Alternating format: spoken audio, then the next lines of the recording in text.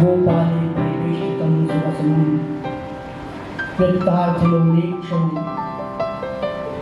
मन्दमुकुन्दकपूर्णकामविरहैहास्यं विलासं महत् भक्तानां विदधञ्चं परिसुरं संवीरयन्तीर्णे नन्दप्राङ्गणलिङ्गेन पुनः श्रीबालकृष्णप्रभु श्रीराचार्यचरणं शरणं सर्वदेहिनां समस्तदोषहरणमस्तु वीराजतां संचिन्तये भगवतश्चरणारविन्दं वज्राङ्कुशध्वजसरोरुलाञ्छनाढ्यम् उत्तुङ्गरक्तविलसन्नगिचक्रवालः ज्योत्स्नाभिरां महदयान्ताम्। सर्वप्रथम कुंज नायक यशोलोक सर्गलाल नंद नंदन श्री बालकृष्ण प्रभुना युगल चरणानंद महाप्रभु की पूरी वंदन करें। श्रीमद वल्लभ प्रभु तथा श्री अखिलेश प्रभु चरणाचरण करोड़ों में वंदन करें। उत्सव नायक एवं अपना दादाजी श्री भूषणलाल महाराष्ट्र चरणों में वंदन करें। पूज्य श्री पितृचरण श्री वजतलाल जी महाराष्ट्र चरणों में वंदन करें। उपस्थित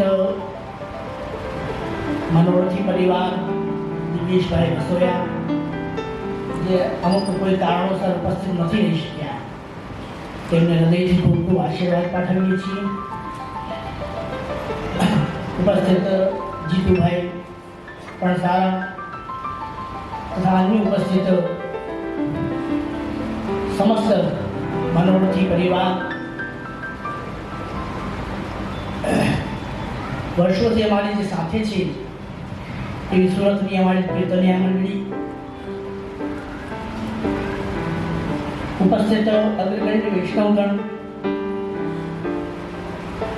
समस्त सेवाकीय मर्यादी वैष्णवगण तथा अन्य उपस्थित कार्यकर्तागण समस्त उत्साही कार्यकरो तथा समस्त उपस्थित पुष्पमार्गी वैष्णवगण आज घणो ज आनंदनो विषय छे, आनंदनो दिवस छे के प्रतिवर्ष तुलसी दादाजीनो प्रागट उत्सव આપણે મનાવીએ છીએ।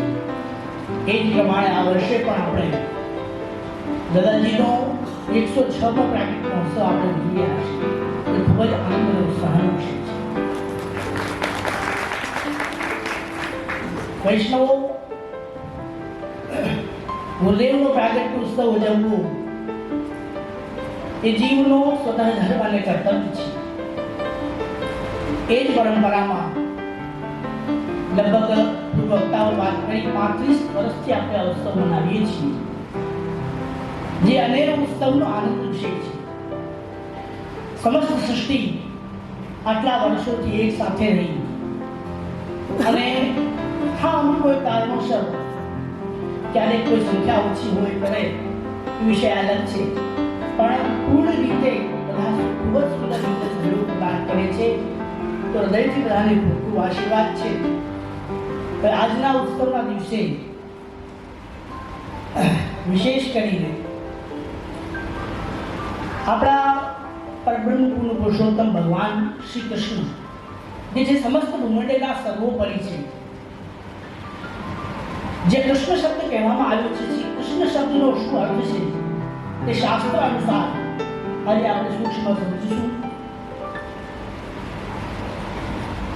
वैष्णवो शास्त्र कहते वेदा श्री कृष्ण वाक्यानि व्यास सूत्राणि सेविहि समाधि भाषा व्यासस्य प्रमाणम तच्चविषय। श्री महाप्रभु जी कृष्ण मार्ग में 4 प्रमाणों मानी गया है प्रतिपादित કર્યા છે। वेद वेदा श्री कृष्ण वाक्यानि अपना भगवान श्री कृष्ण शब्दનો એના નામનો શું અર્થ છે તે સમજાવતા हमारा ताजचरण श्री अनिरुद्धाचार्य जी महाराज दरियाद आप स्वयं ग्रंथ ગોપાલ ગુરુ તાપણી કૃષ્ણમાં આજ્ઞા કરે છે કે કૃષ્ણને સમજવા હો તો કઈ રીતે સમજી શકીએ આ આજ્ઞા કરે છે કૃષ્ણ વાચક શબ્દ રસ્ત નિવૃત્તિ વાચક તયોરેક્યમ પરબ્રહ્મ કૃષ્ણ ઇત્યવિધીયતે કૃષ્ણ એટલે કૃષ્ણ એ સત્તાવાચક છે અને ન એ આનંદવાચક છે બંનેને જ્યારે ભેગા કરીએ છીએ ત્યારે કૃષ્ણ બને છે કૃષ્ણ ભૂવાચક શબ્દ નષ્ટ નિવૃત્તિ વાચક તયોરેક્યમ આ બંનેને ભેગા કરતા કૃષ્ણ ઇત્યવિધિ એ જ કૃષ્ણ પરબ્રહ્મ પૂર્ણ પુરુષોત્તમનું સ્વરૂપ છે શ્રી કૃષ્ણ વાક્યાની એટલે કે શ્રીમદ ભગવદ ગીતા ગીતાજીમાં ભગવાન શ્રી કૃષ્ણને કઈ રીતે વર્ણવેલા છે વેદ્ય સર્વવેદસ્ય વેદ્ય ભગવાન સ્વયં આજ્ઞા કરે છે કે જે કંઈ પણ બ્રહ્મનું સ્વરૂપ છે તે હું જ છું મારા થકી જ બધું કંઈક છે અન્યત્ર બીજું કંઈ છે જ નહીં એ જ પ્રમાણે ભગવાન સ્વયં ગીતાજીમાં આજ્ઞા કરે છે કે સર્વ ધર્માન પરિત્યજ્ય મામેકમ શરણમ વ્રજ અહમ ત્વામ સ્વરૂપાપેભ્યો મોક્ષયિષ્યામિ સર્વ ધર્માન પરિત્યજ્ય ભગવાન સ્વયં મુખેથી આજ્ઞા કરે છે કે સર્વ ધર્માન પરિત્યજ્ય અન્ય નાના મોટા ધર્મો જે કંઈ પણ છે તેને તું ત્યજી દે સર્વ ધર્માન પરિત્યજ્ય મામેકમ શરણમ વ્રજ માત્ર મારા શરણમાં મારા ચરણમાં મારા આશ્રય થઈને તું મારા શરણમાં આવ શરણમ વ્રજ વ્રજમાં આવ અહમ ત્વામ સ્વરૂપાપેભ્ય હું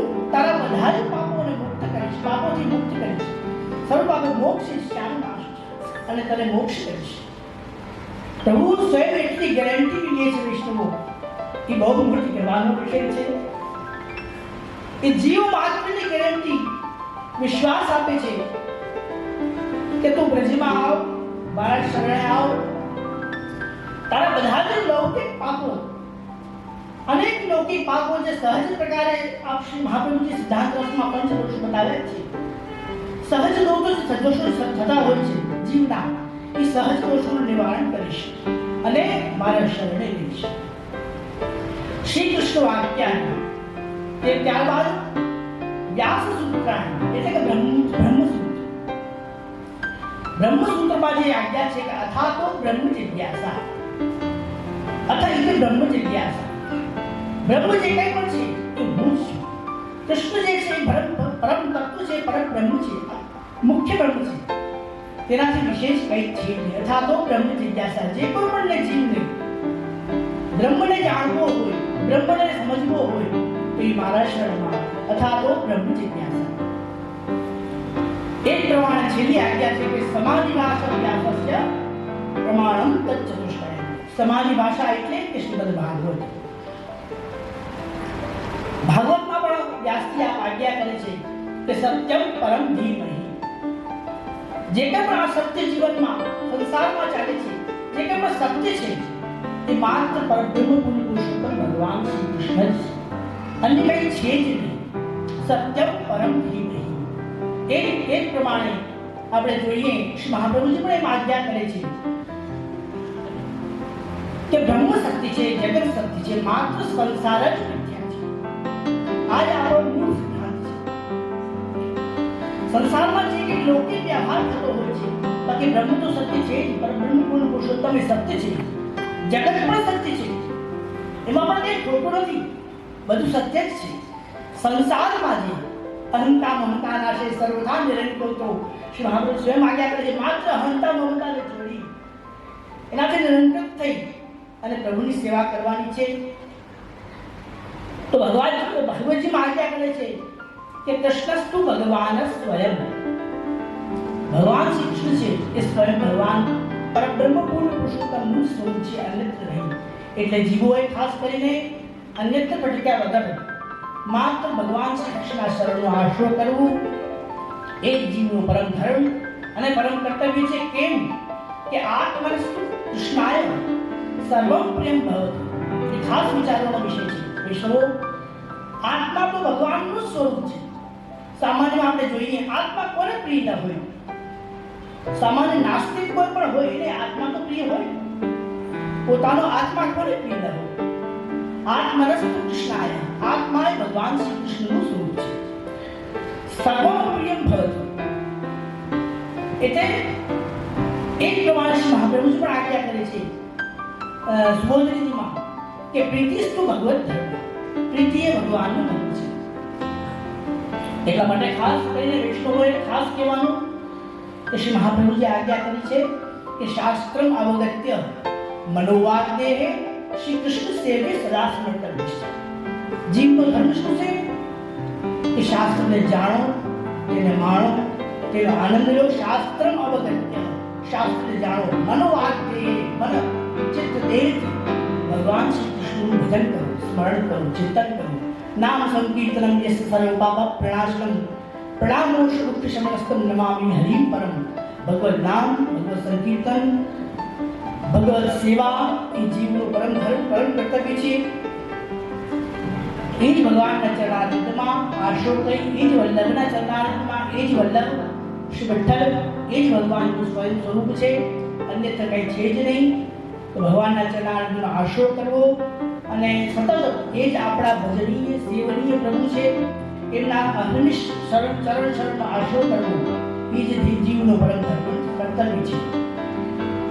વિશેષ કરીને હવે આજનો ઉત્સવ પ્રભુ કૃપાથી સંપૂર્ણ થયો છે અને હજી આગળનો જે કાર્યક્રમ બાકી છે, બધા કાર્યકર્તાઓએ ખૂબ ખૂબ સુંદર રીતે વૈષ્ણવોએ ઉત્સવને ઉજવ્યો. બધાને હૃદયથી ખૂબ ખૂબ આશીર્વાદ પાઠવીએ છીએ. અને પુનઃ જે પૂર્વવક્તાએ વાત કરી, પ્રથમ 10,000 વૈષ્ણવોએ પ્રસાદ લીધો છે અને ખૂબ સુંદર રીતે ઉત્સવ ઉજવવામાં આવતો હતો. એ જ પ્રમાણે વિશેષ ઉત્સવમાં અભિવૃદ્ધિ થાય, વૈષ્ણવોમાં જાગૃતિ આવે અને વિશેષ યુવા વર્ગ, પ્રાચીન વૈષ્ણવ તો આપણે બધા સાથે જ છીએ, પણ જેને કહેવાય યુવા વર્ગની ખાસ આવશ્યકતા છે.